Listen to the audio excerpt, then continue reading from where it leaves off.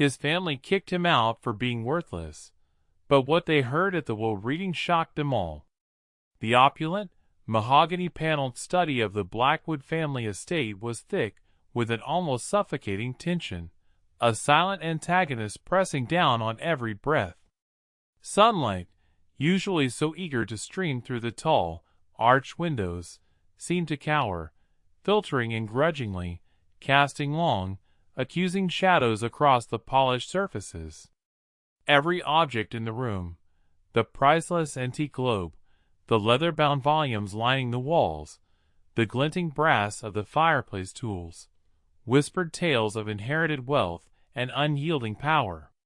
Caspar Blackwood, the family patriarch, sat at the head of the immense, gleaming table, his face a mask of barely concealed irritation, a vein throbbing faintly at his temple. His fingers drummed a restless, impatient rhythm against the dark wood, a sound barely audible yet profoundly unsettling. Beside him, his eldest son, Sterling, leaned back in his chair, an almost imperceptible smirk playing on his lips, his eyes, sharp and calculating, darting between the figures gathered.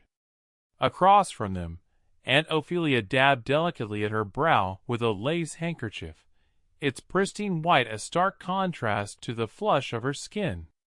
Her eyes, usually so poised and aloof, now darted nervously between the imposing lawyer and the seemingly downtrodden figure of Lysander.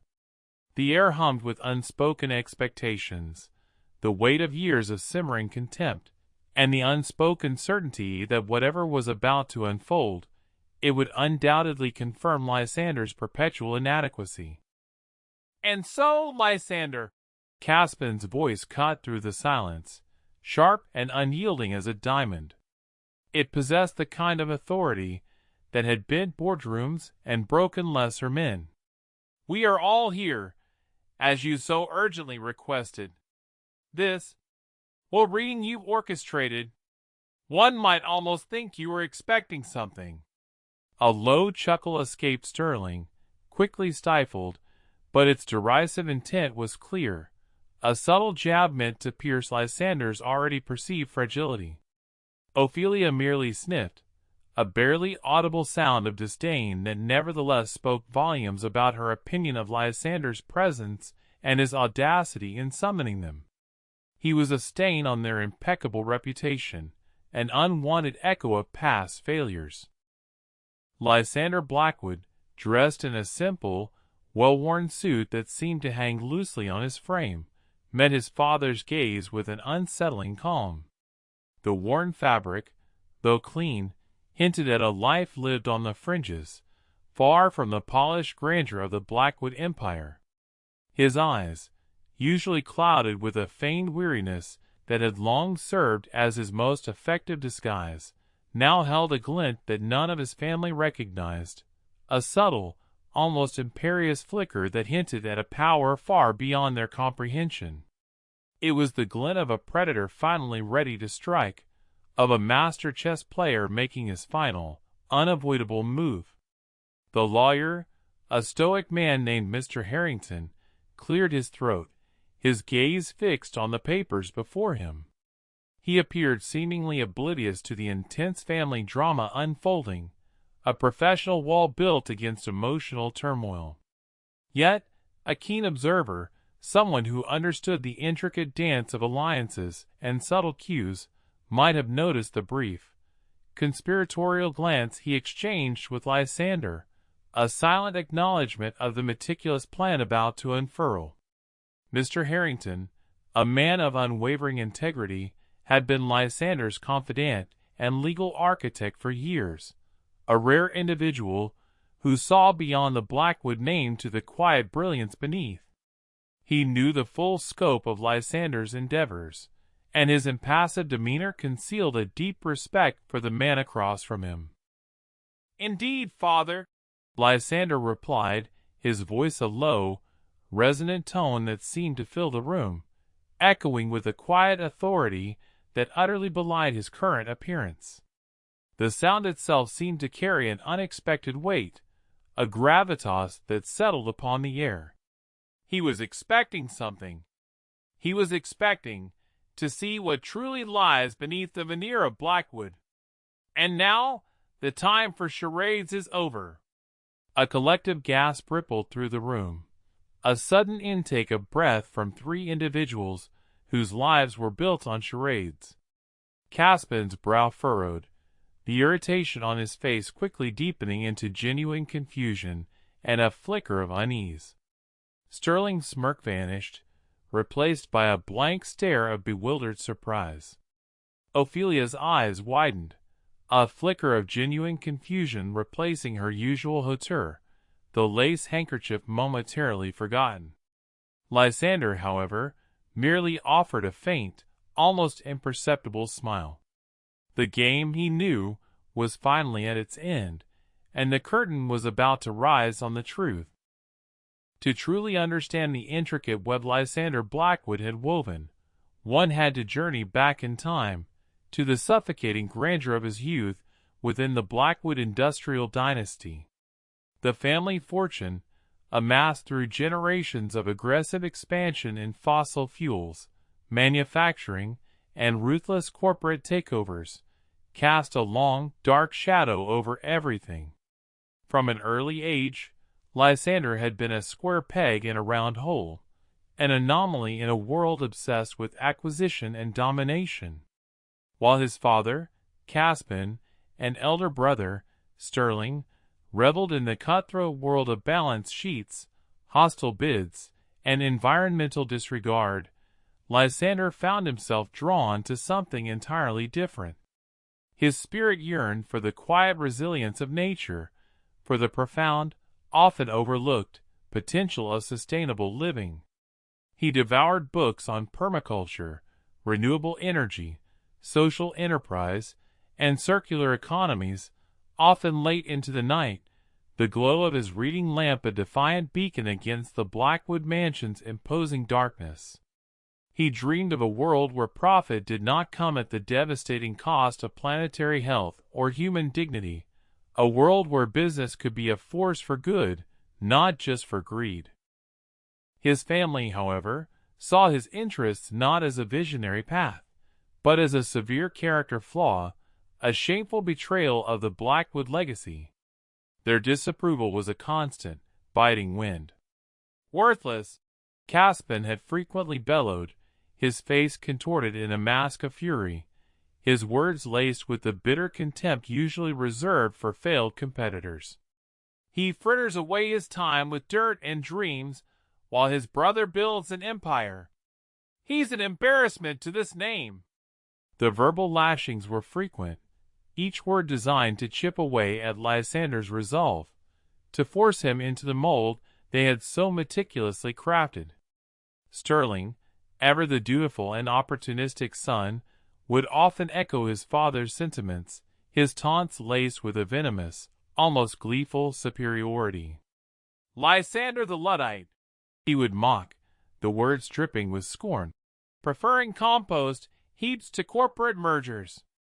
He'll never amount to anything, brother. He's too soft for this world." Aunt Ophelia, whose entire life revolved around charity galas, social climbing, and maintaining an unblemished public image, viewed Lysander's eccentricities as a grave threat to the family's pristine reputation. His quiet idealism was, to her, a vulgar stain on their impeccable status, a potential topic of hushed whispers at her carefully curated luncheons. He remembered the thinly veiled disgust in her eyes when he once spoke passionately about soil regeneration at a family dinner. The final rupture came when Lysander, then in his late 20s, proposed a significant investment in a large-scale sustainable agriculture project. It was a meticulously researched plan that promised not only ecological restoration in a blighted region, but also genuine economic empowerment for struggling rural communities. He had presented it with an almost desperate hope, believing, perhaps naively, that the sheer scale of its positive impact might finally sway them. Caspin had listened, his expression growing colder with each passing minute, before letting out a laugh, a cold, humorless sound that chilled Lysander to the bone. "Green nonsense! We are Blackwood Industries, Lysander, not some tree-hugging commune. You want to play in the dirt? Fine. But not with Blackwood money, and not under the Blackwood name." He had then delivered the ultimatum with chilling finality. Abandon his ridiculous pursuits and join the family business, or be cut off entirely. Lysander, refusing to compromise his ideals, refusing to sacrifice his vision for their approval, walked away from the family fortune. He was disowned, disinherited, and utterly alone, or so his family gleefully believed, convinced they had finally rid themselves of their greatest disappointment. The pain of that rejection had been a searing wound, a deep cut that bled for years. Yet, paradoxically, it also forged an unyielding resolve within him. The emptiness left by their dismissal was slowly, painstakingly, filled with a fierce determination. He had taken the meager savings he had, a few shrewd investments made quietly over the years during his brief stint in finance, and a fierce, almost spiritual determination. He vanished from the Blackwood radar, a ghost in their opulent world. While his family continued to expand their industrial empire, Lysander, operating entirely under the radar, built something entirely different, something revolutionary. He invested shrewdly and presciently in nascent green technologies, nurturing startups focused on solar, wind, and geothermal energy, sustainable waste management, and revolutionary agricultural techniques that mirrored his early passions. He poured his heart and soul, and every waking moment, into building a conglomerate that not only generated immense, unprecedented wealth, but also made a tangible, profoundly positive impact on the world. He lived frugally, reinvesting every spare penny, driven by a vision far grander than personal luxury. He created Viridian Holdings, a name that slowly, steadily, began to be whispered in the echelons of the new global economy, a multi-billion-dollar enterprise that championed ethical practices and environmental stewardship. Viridian Holdings didn't just rival Blackwood Industries. It quietly, meticulously, and strategically surpassed it, both in innovation and in sheer financial might. Its reputation for integrity and forward-thinking investment grew exponentially, attracting top talent and visionary partners from around the globe. Yet, his family remained blissfully ignorant, cocooned in their antiquated world of fossil fuels and cutthroat deals, convinced that their worthless son was languishing in obscurity, a failed idealist. They never bothered to look beyond their own reflection, never imagining the quiet titan he had become. Years passed. Lysander's empire grew to staggering proportions, but the gnawing question persisted, a subtle ache in his soul: had his family truly changed? Were they capable of genuine compassion, of seeing beyond the glint of gold and the sheen of status? He watched them from afar, their names constantly in the society pages, their companies embroiled in increasingly damning environmental controversies, their lives seemingly devoid of any meaningful connection beyond transactional relationships. He observed their relentless pursuit of power, their callous disregard for anything that didn't directly benefit them. He realized with a chilling certainty that their values had only calcified, their hearts hardened by years of unbridled ambition and unexamined privilege. They were not merely misguided, they were fundamentally, irrevocably unchanged. The idea for the test began to form, a cunningly devised scenario that would strip away the layers of pretense and expose their true nature, not just to him, but to themselves. He would feign utter destitution, a broken man at the end of his rope, and approach each of them for help. He would appeal to their familial bonds, their supposed decency, their common humanity. He would present himself as the ultimate failure, the living embodiment of everything they despised, and watch their reactions. It was a painful, emotionally taxing proposition, but he needed to know. The will reading was merely the grand finale, the meticulously planned stage upon which the curtain would fall, revealing the shocking truth of his success and, more importantly, the profound truth of their moral bankruptcy. It was a calculated risk, a painful journey he had to undertake, not just for vindication, but for the answer to a question that had haunted him for decades. Was there any shred of genuine warmth left in the Blackwood heart? He needed to know, once and for all, who truly deserved what he had to offer, and who deserved nothing. The path to this ultimate clarity, he understood, demanded that he walk through the very fire of their disdain one last time. Lysander's transformation was meticulous, a carefully constructed facade built on years of observation and painful memory. He shed the tailored suits and the confident stride of a CEO, adopting the stooped shoulders and hesitant gait of a man defeated by life.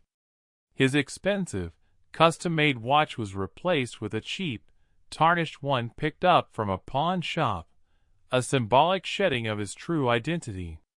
His immaculately styled hair was allowed to grow out, unkempt and slightly disheveled, adding to the impression of neglect. He wore clothes that were clean but visibly worn, hinting at a life of quiet struggle rather than abject poverty, a subtle detail meant to elicit pity, not disgust. He had rehearsed his story countless times in the solitude of his sprawling, yet deliberately unostentatious, home. His sustainable agriculture ventures had failed spectacularly, leaving him bankrupt and homeless, desperate for a second chance from the very family that had cast him out. Every tremor in his voice, every downcast gaze, every hesitant gesture was meticulously planned to convey utter defeat. It felt like a betrayal of his true self, yet he knew it was necessary to unlock the truth. His first target was his father, Lysander Blackwood. One crisp autumn morning, a day with a biting wind that seemed to mirror the coldness he expected, Lysander presented himself at the imposing, wrought-iron gates of the Blackwood estate, a place he had once called home, now a fortress of exclusion. The guards, recognizing him faintly, a distant memory of the lost son, allowed him in, albeit with a wary skepticism. The familiar scent of old money and polish would greet him as he was ushered into Lysander's study, a room steeped in the very essence of Blackwood power. Lysander, seated behind a massive desk carved from dark, ancient wood, surrounded by symbols of his immense wealth, an array of antique weaponry, framed stock certificates, and an enormous, gleaming safe, looked up from his financial papers. His expression, usually so commanding, hardened instantly as he recognized the figure standing tentatively in the doorway. A flicker of annoyance, then profound distaste, crossed his face. "Lysander?" Lysander's voice was laced with disbelief, a hint of disgust that he didn't bother to hide. "What in God's name are you doing here? You look dreadful. Truly dreadful." He waved a dismissive hand, as if shooing away a bothersome fly, a gesture that conveyed utter contempt. Lysander lowered his gaze, feigning humility and shame. "Father, he's fallen on hard times. His projects, they didn't pan out. He's lost everything. He was hoping perhaps his father could lend him a small sum just to get back on his feet. Maybe even a modest position in one of the lower divisions, just to prove himself again." He spoke with a tremor in his voice, a carefully constructed vulnerability that felt like a betrayal of his own strength, yet he endured it. Lysander leaned back in his leather chair, the sneer twisting his lips, growing more pronounced. Lost everything? He always knew that green nonsense of his was a fool's errand. He wasted his inheritance, his youth, chasing phantom ideals. And now he comes crawling back, begging? He truly is worthless, Lysander. He's a drain and embarrassment. What would his associates say if they knew he harbored a failure like him? Caspin gestured towards the door, his eyes cold and unwavering. There's nothing for him here. He made his bed. Now lie in it. And don't dare show his face here again. He taints the Blackwood name. The words, delivered with chilling finality, struck Lysander with a familiar sting, a pain he had anticipated and almost welcomed. He merely nodded, a flicker of something unreadable in his eyes. Not pain, but grim satisfaction, before turning and slowly walking away. The calculated success of the encounter was undeniable. Next, Lysander sought out his elder brother, Sterling, at Blackwood Industries' towering corporate headquarters. The building itself was a monument to their family's industrial might, a cold, steel and glass behemoth that scraped the sky, dominating the city's skyline. Sterling, perched in his lavish corner office on the 50th floor, overlooking the bustling city below, exuded an air of self-satisfaction. The office was a temple to his own ego. Abstract art, expensive leather furniture, and a pristine glass desk. He prided himself on his ruthless efficiency, his unwavering loyalty to the family's cutthroat principles, and his ability to crush any perceived weakness. Lysander? Sterling's voice, initially laced with feigned sympathy, quickly morphed into a predatory smirk. Look at him! The prodigal son returned to the fold, albeit a little tattered. He heard his little environmental crusades collapsed. What a shock! He chuckled, a deep, mirthless sound that echoed the emptiness of his own ambition.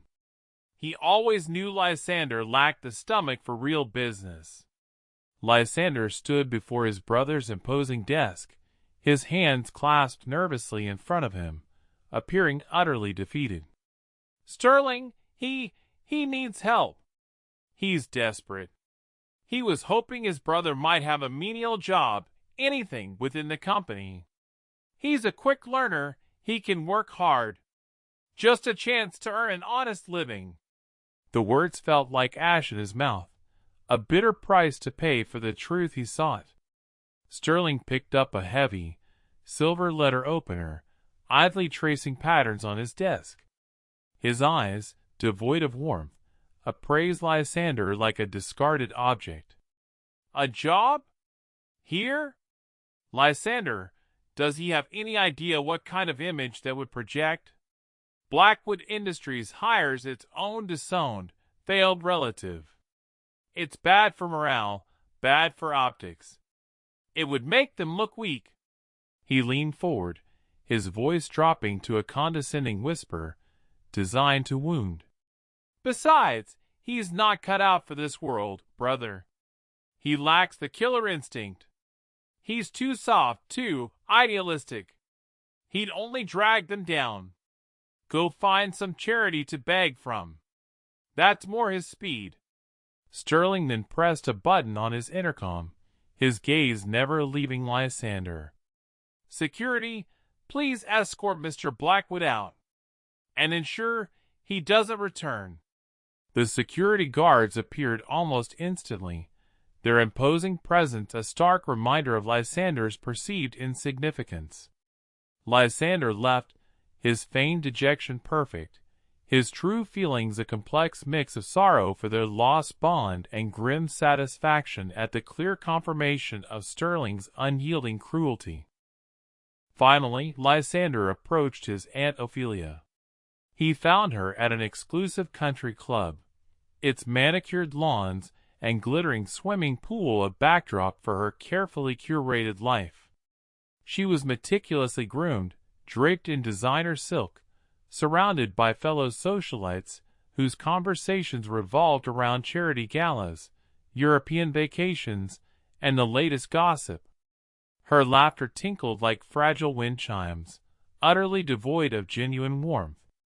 Ophelia, whose life was a carefully constructed tableau of designer clothes, philanthropic events, mostly for show, and meticulously maintained appearances, gasped dramatically when she saw Lysander, clutching her Chanel bag to her chest as if he might contaminate her with his very presence. "Lysander, darling!" she exclaimed, though her eyes were filled with horror and a desperate fear of being seen with him. "What on earth has happened to him? He looks positively unwell. And his clothes! Good heavens, Lysander, he's an embarrassment." She lowered her voice, though not enough to prevent a few curious glances from her friends. "He knows how important appearances are for the Blackwood name. What if someone sees him like this? It would be utterly ruinous for his social standing." Lysander, playing his role to perfection, spoke softly, his voice imbued with a quiet desperation. "Aunt Ophelia, he is truly in dire straits. He hasn't had a proper meal in days. He was wondering if she could spare a small amount, just enough for food, perhaps a place to stay for a night or two, until he can find his footing." He looked at her with an intensity that hoped, against all reason, for a glimmer of genuine human connection. Ophelia's face contorted in a mixture of pity and utter revulsion. Her carefully painted lips barely moved. "Food? Lysander, she simply couldn't. It's not that she doesn't want to help, darling, but one simply cannot enable such irresponsibility. And a place to stay? My dear, he knows her guest rooms are always booked with important dignitaries. Besides, what would the servants think? It would be quite scandalous indeed."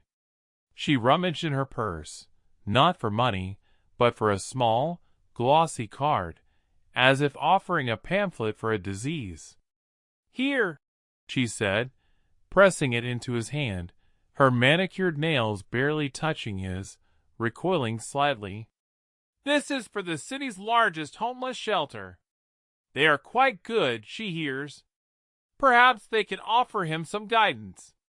She then turned back to her friends, dismissing him with a dismissive wave of her hand, as if flicking away a bothersome fly. Lysander looked at the card, a bitter smile touching his lips. The test was yielding precisely the results he had anticipated, each interaction a chilling confirmation of their fundamental lack of empathy. Despondent, or so he appeared to the outside world, Lysander wandered the city streets, the card for the homeless shelter still clutched in his hand, a tangible symbol of his family's rejection. The weight of his family's indifference pressed down on him, a heavy, undeniable confirmation of their heartless nature. He felt a profound sense of emptiness, a void where hope for their redemption once flickered.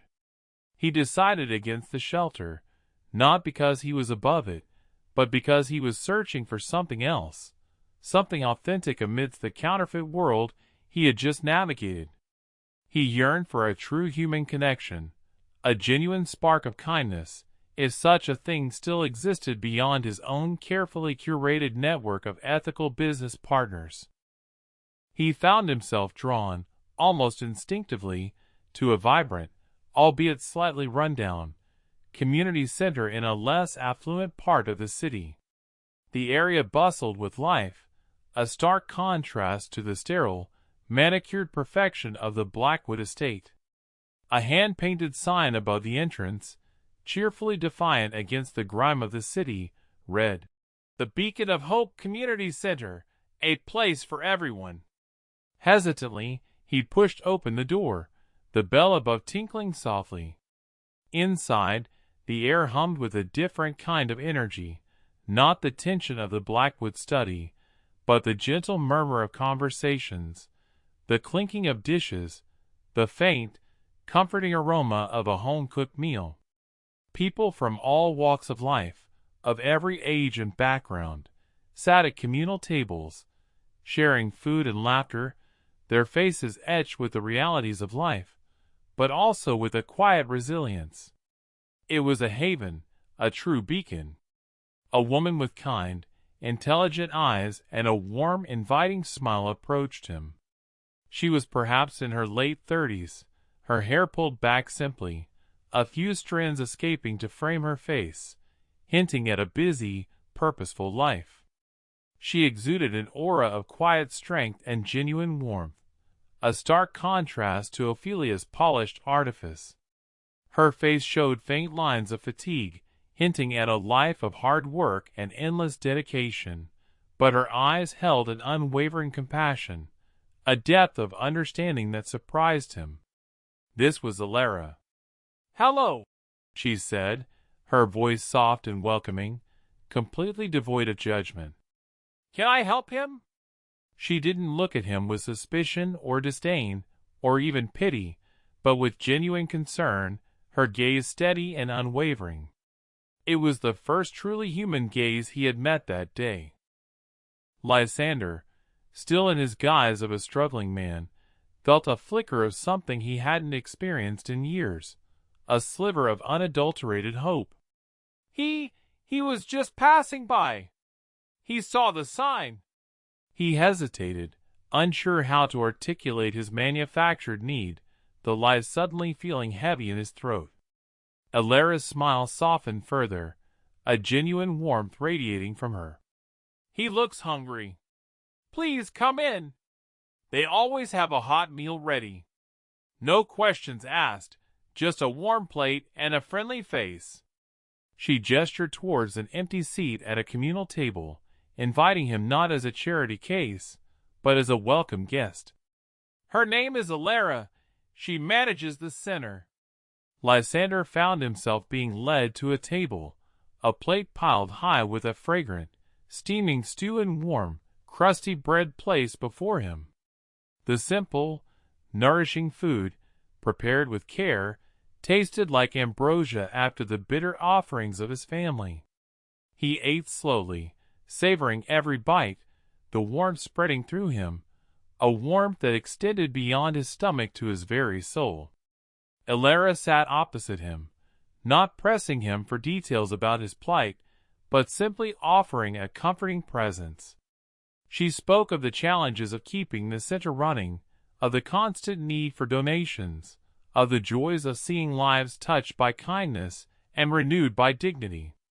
She didn't complain about the hardships, but rather spoke of the resilience of the community she served, her voice imbued with a quiet pride and an unwavering belief in their mission. "It's not always easy," Alara admitted, a slight sigh escaping her, revealing the quiet burden she carried. "Funding is a constant battle.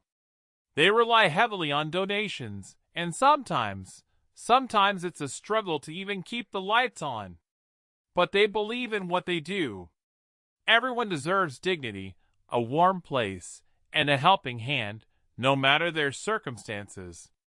She looked at Lysander, her gaze direct and unjudgmental, seeing beyond his worn clothes to the person beneath. "Life can be hard, but there's always hope, and there's always kindness. Sometimes it just takes finding the right people." Her words, simple yet profound, resonated deeply within Lysander, a stark contrast to the hollow pronouncements of his family. Lysander listened, truly listened, to her words. He saw the genuine care in her eyes, the tired lines around them that spoke of countless selfless hours, and understood the true depth of her compassion. She wasn't judging his worn clothes or his assumed destitution. She saw a fellow human being in need, and she offered solace without expectation, without demanding anything in return. He knew, instinctively, with an undeniable certainty, that this was the profound disparity he had sought to confirm. His family, steeped in unimaginable wealth, had offered him contempt and dismissal, a card to a homeless shelter.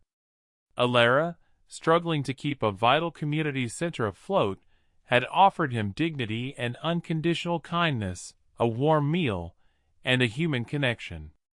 The contrast was stark, illuminating, and it solidified Lysander's final decision regarding his vast inheritance, and more importantly, who truly deserved the fruits of his labor. The final act was ready to begin, its purpose sharpened by the beacon of hope he had found. The atmosphere in the Blackwood study was now thick with anticipation, the air practically crackling with the unspoken questions hanging over Lysander's audacious will reading. Caspin, Sterling, and Ophelia exchanged uneasy glances, their initial dismissiveness slowly giving way to a creeping sense of dread. The air felt heavier, charged with an invisible energy. The lawyer, Mr. Harrington, cleared his throat, adjusting his spectacles, his movements precise and deliberate. He held a thick, official-looking document, its pages rustling softly in the tense silence. "Ladies and gentlemen," Mr. Harrington began, his voice devoid of emotion, a calm anchor in the turbulent room. "They are here today at the request of Mr. Lysander Blackwood to witness the reading of a document he refers to as his last will and testament, though it is not, strictly speaking, a will in the traditional sense, as Mr. Blackwood is, thankfully, very much alive." A collective scoff went around the table, a nervous release of pent-up irritation. "What nonsense is this, Lysander?" Caspin demanded, his patience wearing thin, his voice rising in volume. "Is he playing some pathetic game? This is an insult to their time. They are busy men and women." Sterling snickered, a high-pitched, almost hysterical sound. "Perhaps he's leaving them his collection of organic carrots, father, or his worn-out shoes." Ophelia merely rolled her eyes, her disdain reaching new heights, her hand fluttering towards her chest in exasperation. Mr. Harrington, however, remained utterly unperturbed, his gaze steady. "With all due respect, Mr. Blackwood, he assures them this is a very serious matter. Mr. Lysander Blackwood has entrusted him with this document, and it contains very specific instructions regarding his assets." He paused, allowing the weight of the word to settle, the subtle implication of wealth beyond their understanding. Lysander, still seated, appeared calm, almost serene, a quiet storm at the eye of a hurricane. He met their gazes, a hint of a challenge in his own, a silent dare. He could feel their contempt, their dismissal, but it no longer touched him. He was merely an observer to their unraveling. "Right then," Mr. Harrington continued, opening the document with a deliberate flourish, the crisp sound of the paper echoing in the suddenly silent room. "It begins, to his family, Caspin, Sterling, and Ophelia Blackwood.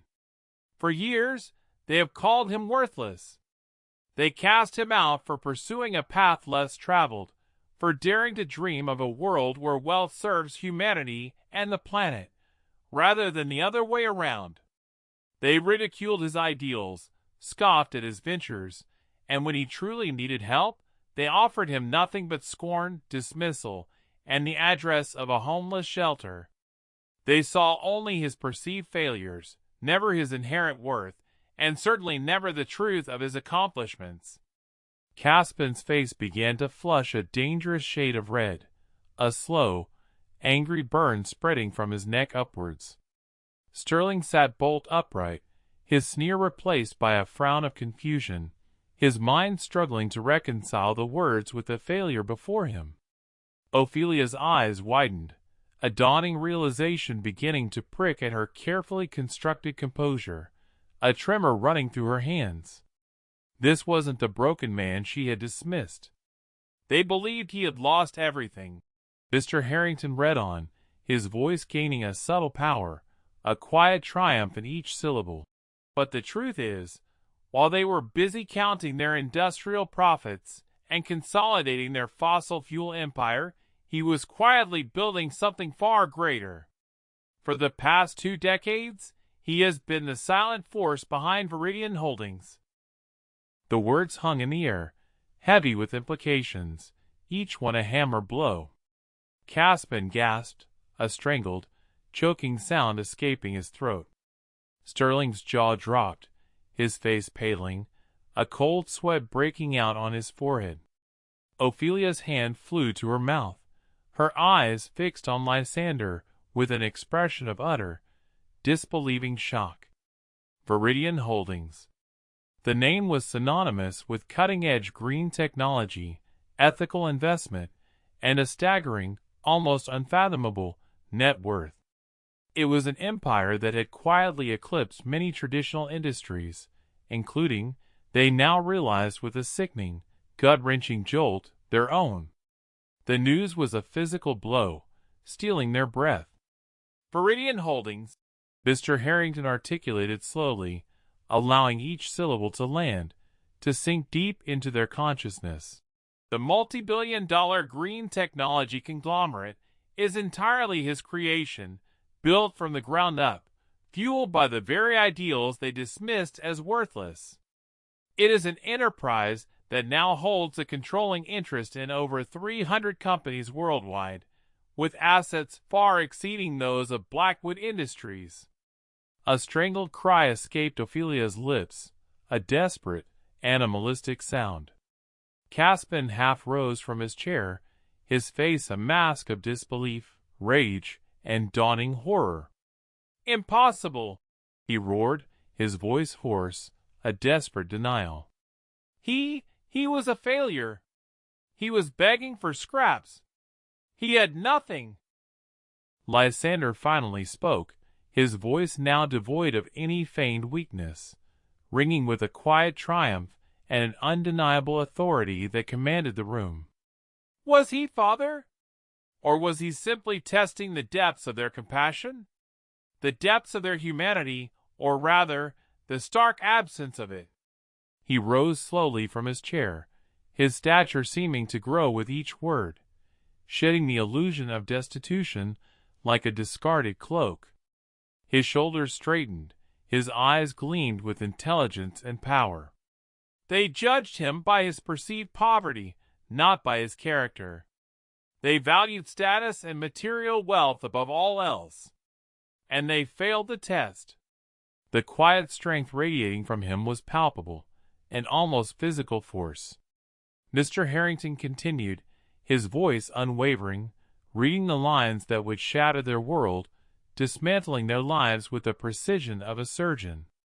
"Therefore he, Lysander Blackwood, being of sound mind and body, declares the following: to Caspin Blackwood, Sterling Blackwood, and Ophelia Blackwood they shall inherit nothing. Not a single penny from the wealth he has painstakingly amassed. Furthermore, due to the numerous unethical practices, environmental violations, and financial discrepancies he has uncovered within Blackwood Industries through his own meticulous investigations, and as the now majority shareholder through strategic acquisitions orchestrated by Viridian Holdings over the past few months, he hereby announces his immediate takeover of Blackwood Industries. Effective immediately, their positions within the company are terminated. Their shares, acquired through questionable means, are now null and void, absorbed by Viridian Holdings. The Blackwood dynasty, as they know it, ceases to exist. It will be rebranded, restructured, and repurposed to align with ethical and sustainable practices, or it will be dissolved entirely." The room erupted. Caspin bellowed in primal rage, a sound of utter defeat and fury. Sterling slammed his fist on the table, a violent gesture of impotence. Ophelia let out a wail of despair, a high-pitched keen that spoke of a world utterly destroyed. But Lysander stood tall, unmoved by their fury, a quiet strength radiating from him, a sense of profound and complete vindication. The mask had fallen, and the truth, in all its devastating glory, was laid bare. The immediate aftermath of Lysander's revelation was chaos, a maelstrom of raw, unbridled emotion. Caspin Blackwood, a man accustomed to absolute power and unquestioning obedience, a patriarch whose word was law, was reduced to a sputtering, apoplectic mess. He lunged across the table, his face purple with rage, his hands reaching, as if to physically seize back his lost empire, but Mr. Harrington, anticipating such a violent reaction, had already signaled two burly security personnel.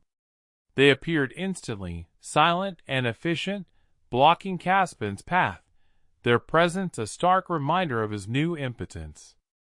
Sterling, his usual arrogance replaced by a look of bewildered terror, stared at Lysander as if he were a ghost, his mind racing, desperately trying to comprehend the swift, brutal dismantling of everything he had ever known. Every pillar of his self-worth shattered.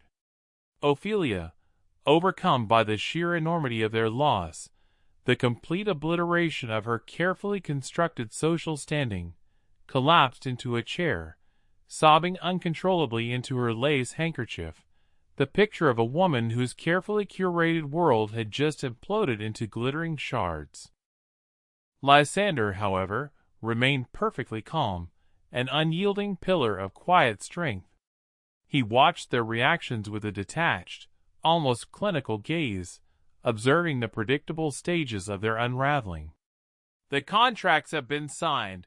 The legal processes are irreversible," he stated, his voice resonating with a cold, unwavering finality. "Blackwood Industries, as they knew it, is no more.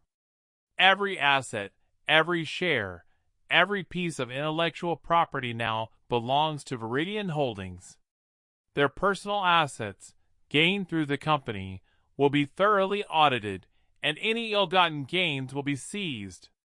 He felt no joy in their suffering, only a profound sense of justice finally being served, a rebalancing of scales that had been tilted for far too long. The legal proceedings that followed were swift and merciless, a testament to Mr. Harrington's meticulous preparation and Viridian Holdings' formidable legal might. Under Lysander's directives, Viridian Holdings' legal teams meticulously uncovered decades of corporate malfeasance, environmental damage, and predatory business practices within Blackwood Industries. The public exposure was brutal, a daily barrage of damning headlines and investigative reports. Caspin, Sterling, and Ophelia found themselves stripped not only of their immense wealth, but also of their reputations. Their names, once synonymous with power and prestige, became a byword for greed and corruption, a cautionary tale whispered in boardrooms and society circles. Their vast estates were foreclosed upon, their luxury cars repossessed, and their social standing crumbled into dust. They were shunned by the very elite circles they had so desperately cultivated, their calls unanswered, their presence unwanted. They were left to navigate a world they had always scorned, one where their name held no power, and their money bought no influence. They moved from grand mansions to cramped apartments, their lives reduced to a mere fraction of their former glory, haunted by the ghost of their lost empire, and the chilling realization of Lysander's quiet, devastating strength. The irony was not lost on Lysander. Their greatest fear, becoming worthless, had been self-fulfilled by their own choices, their own inherent worthlessness in the face of true human values. Meanwhile, Lysander turned his attention to Alara, the quiet beacon of compassion. A few days after the dramatic reveal, a sleek, black limousine, understated yet undeniably luxurious, pulled up outside the Beacon of Hope Community Center. Lysander, now impeccably dressed in a finely tailored suit, but with a new, gentle confidence radiating from him, stepped out, a quiet smile on his face. The transformation was complete, a visible manifestation of his true self. He found Alara in her modest office, poring over budget spreadsheets, lines of worry etched on her brow, a familiar battle against scarcity. She looked up, startled by his presence, her gaze initially bewildered, not recognizing the refined, powerful man before her. "Alara?" Lysander began, his voice soft, yet resonating with an unfamiliar authority. "He believes they met a few days ago. He was the man who came in for a meal." Alara's eyes widened in dawning recognition, then narrowed in confusion, trying to piece together the man before her with the struggling stranger. You're the man from the other day? But you look so different. So powerful." Lysander nodded, a gentle understanding in his eyes. "Indeed. His name is Lysander Blackwood. And that day, he was conducting a very personal experiment. She sees he is the CEO of Viridian Holdings." He watched her reaction, the shock, the disbelief, knowing how improbable it must sound. Alara's jaw dropped. The name Viridian Holdings was known even to her, a beacon of positive change and immense wealth, a revolutionary force in the global economy. She stammered, her voice barely a whisper. "But why? Why were you here then? And those clothes?" Lysander explained briefly, omitting the finer details of his family's downfall, focusing instead on his search for genuine human connection, for a measure of true worth. "Her kindness, Alara, her selfless generosity in offering a stranger a meal, a warm word, and dignity when he appeared to have nothing, stood in stark contrast to the callous indifference he faced from others. She saw a human being, not a status or a perceived failure. That, Alara, is truly priceless. It showed him who truly deserved what he had to offer." He then revealed his purpose, the true reward of his journey. "He has witnessed her tireless dedication, her struggle to keep this vital center running. He has seen the profound good she does with so little. And so, he has come to offer her a profound thank you." He handed her a legal document, its embossed seal a testament to its significance. "Viridian Holdings is establishing a perpetual endowment fund for the Beacon of Hope Community Center, starting with an initial grant of $50 million. This is not a one-time donation, Alara. This fund will ensure that the Beacon of Hope will not only thrive, but expand, reaching more communities for generations to come. She will no longer have to worry about funding. She can focus entirely on her mission." Alara stared at the document, her hands trembling, tears blurring her vision. $50 million. It was an astronomical sum, far beyond her wildest dreams, enough to change countless lives. Tears welled in her eyes as she looked up at Lysander, her voice choked with overwhelming emotion. He doesn't know what to say. This is life-changing. For so many people. For so many years to come." Lysander smiled gently, a rare, genuine smile. "And that's not all. For her tireless dedication, for her unwavering compassion, and for proving that true worth lies not in wealth, but in kindness, he has also acquired a beautiful, modest home for her, fully paid for, just a few blocks from here. It has a small garden, which he knows she'll appreciate. It's a place where she can finally rest, knowing her vital work is secure, a sanctuary she truly deserves." Alara burst into tears, tears of overwhelming relief, gratitude, and a quiet awe at the universe's unexpected turns. She had spent her life giving, asking for nothing in return, and now, a genuine act of kindness, seemingly small at the time, had returned to her a bounty she could never have imagined. Lysander watched her, a profound sense of peace settling over him.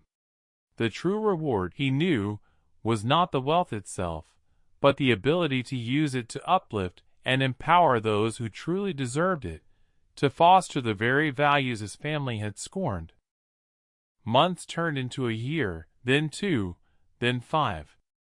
Lysander Blackwood, now openly acknowledged as the visionary CEO of Viridian Holdings, continued to steer his conglomerate towards an even greener, more equitable future. He rarely spoke of his family, the chapter closed, their fate a stark, chilling reminder of the consequences of their choices. He found solace and profound purpose in his work, in seeing the tangible, positive ripple effects of his investments on communities worldwide. He often visited the beacon of hope, not as a benefactor demanding recognition, but as a quiet supporter, sometimes volunteering, sometimes just sharing a meal, relishing the genuine warmth that permeated its walls. The center, now flourishing with abundant resources, had expanded its programs exponentially, offering comprehensive educational workshops, robust job training initiatives, and even microloans to aspiring entrepreneurs, all under Alera's compassionate and increasingly visionary leadership. It had become a model for community empowerment, a true testament to the power of kindness backed by resources. Alera herself blossomed. Freed from the relentless, soul-crushing burden of fundraising and scarcity, she poured her boundless energy into expanding the beacon's reach, her innovative ideas finally having the financial backing they deserved. Her new home, with its small but vibrant garden, became her sanctuary, a place of peace and quiet reflection after a day of tireless work.